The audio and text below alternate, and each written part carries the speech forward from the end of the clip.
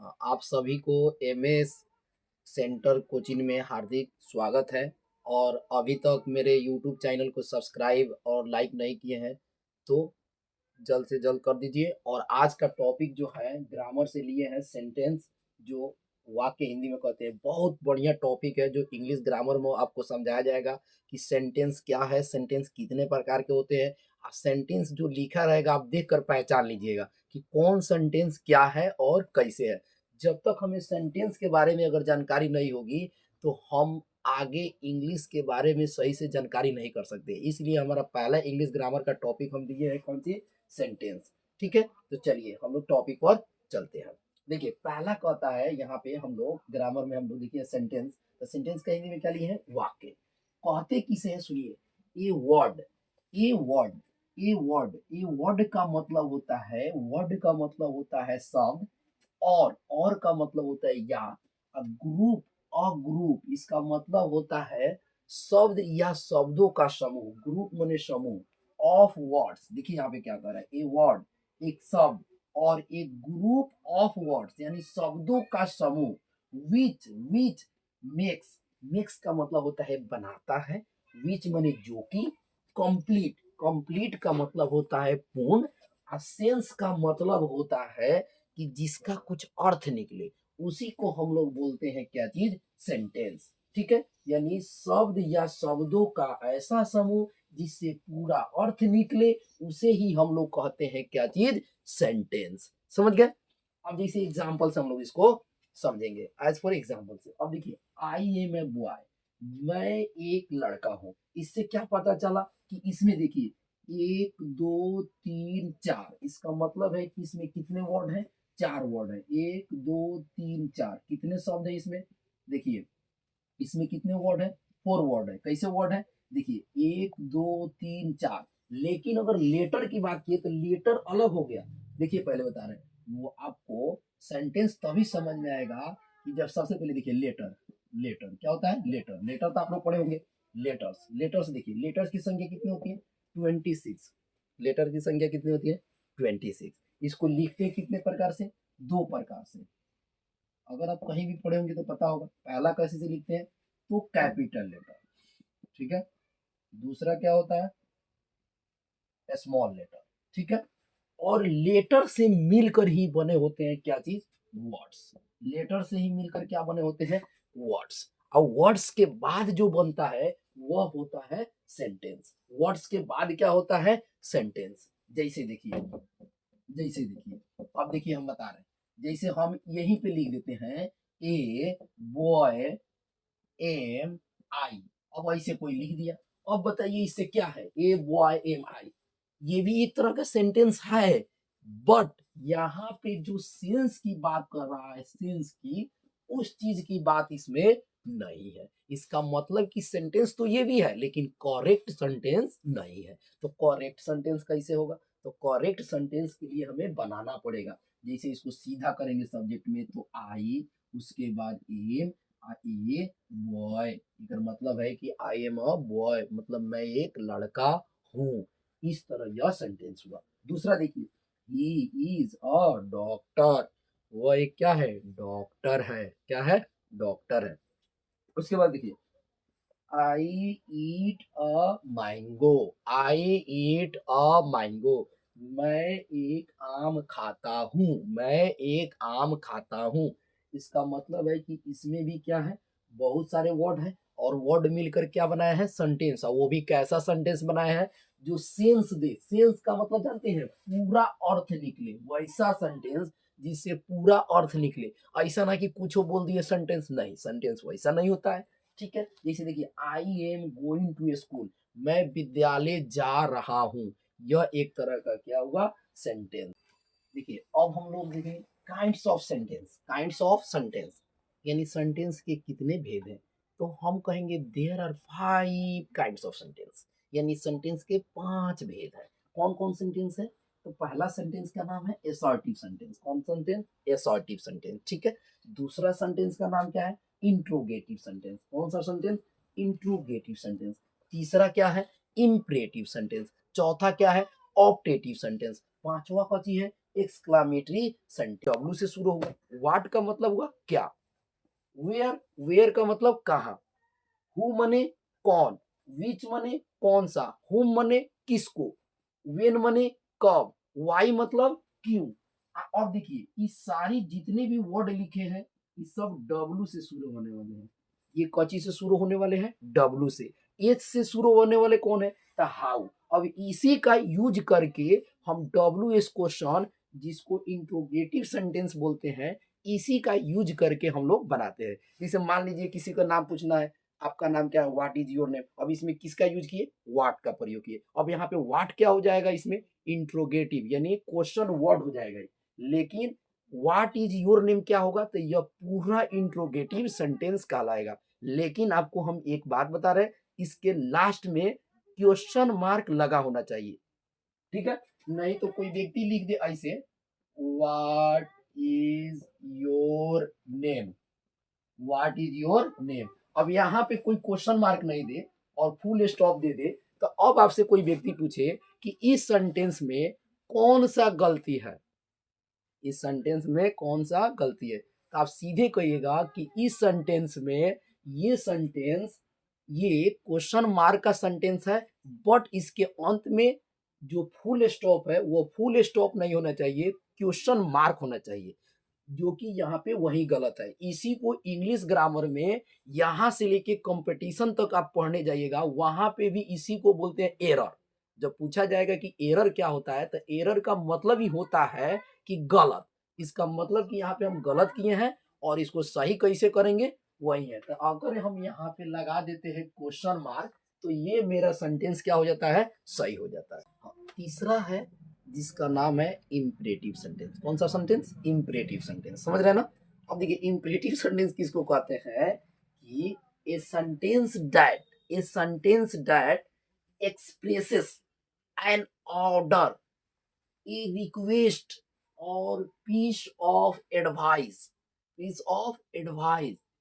is called an imperative sentence। यानी अर्थात कहने का मतलब ये है कि जिस वाक्य से आज्ञा का बोध हो, आज्ञा किसको बोलते हैं, उसी को तो बोलते हैं ऑर्डर।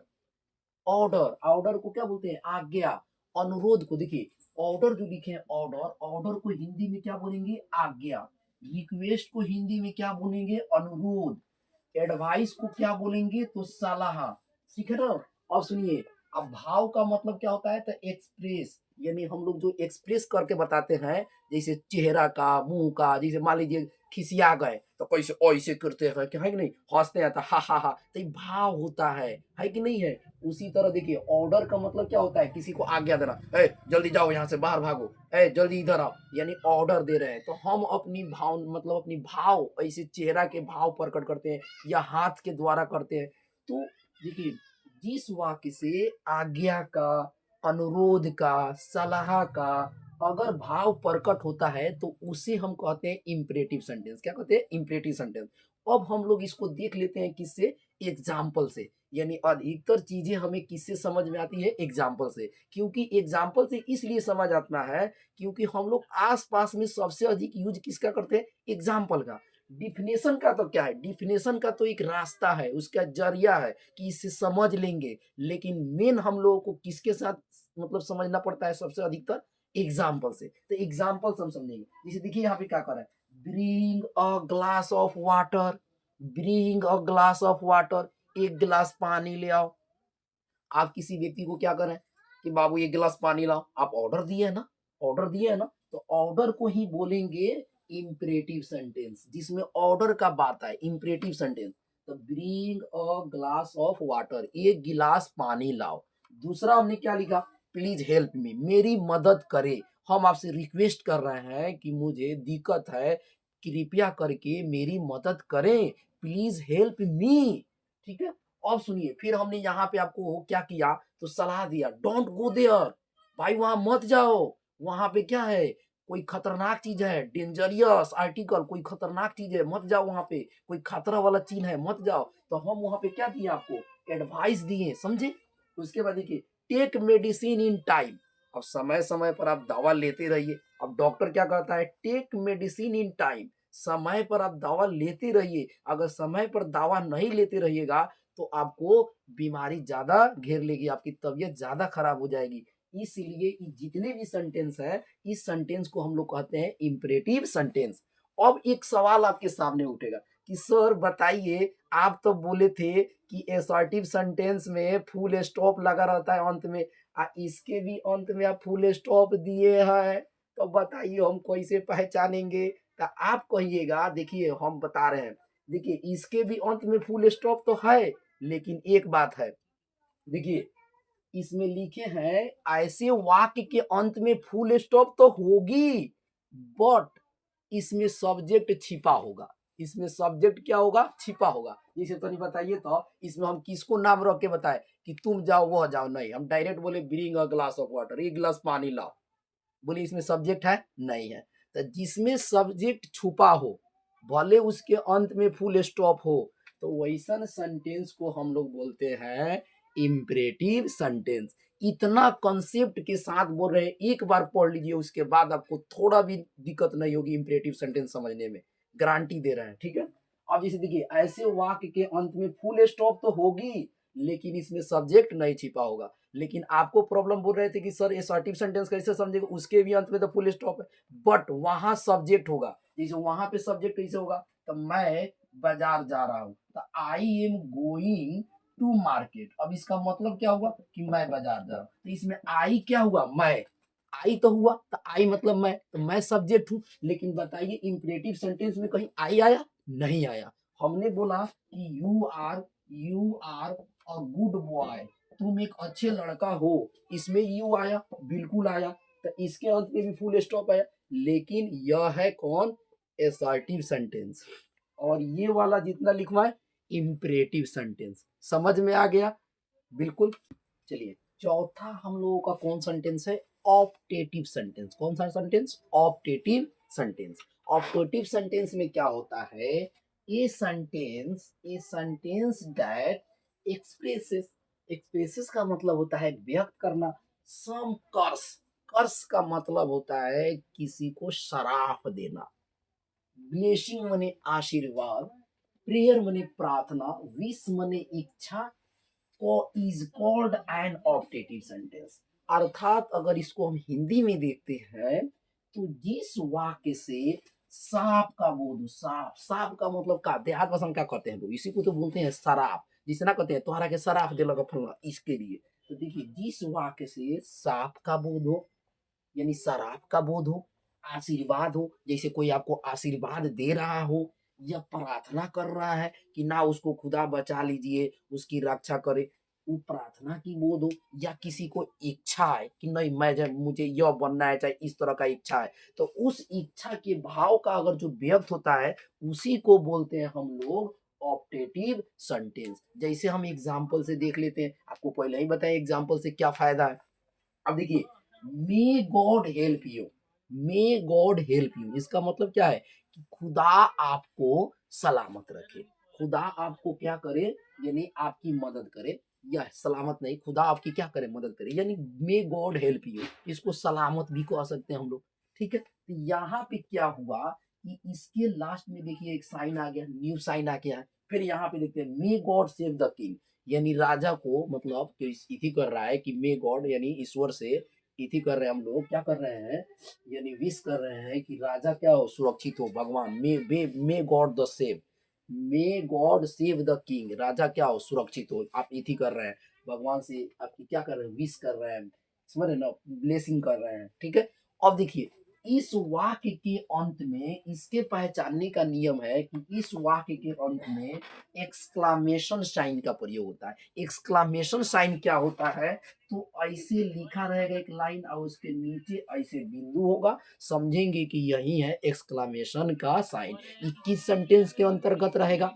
किस सेंटेंस के अंतर्गत रहेगा? ऑप्टेटिव सेंटेंस के अंतर्गत। इंपरेटिव सेंटेंस अभी बताए तो उसके अंतर्गत फुल स्टॉप लगा रहेगा, बट उसमें सब्जेक्ट छिपा रहता है, ये इतना जान गए।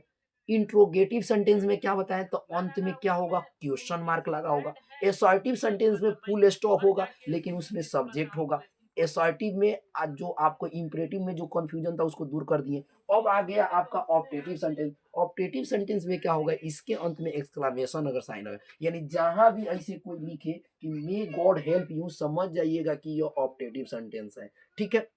एक बात और, एक ऑप्टेटिव सेंटेंस के अधिकतर सब्जेक्ट में से शुरू होता है। अधिकतर सब्जेक्ट किसी से शुरू होता है, देखिए में से अधिकतर शुरू होगा। ठीक है। और नहीं भी अगर शुरू हो रहा है तो समझिए कि उसका अर्थ व्यक्त करेगा, लेकिन उसमें में छुपा रहेगा। में क्या होगा, छुपा रहेगा। किसमें, ऑप्टेटिव सेंटेंस में।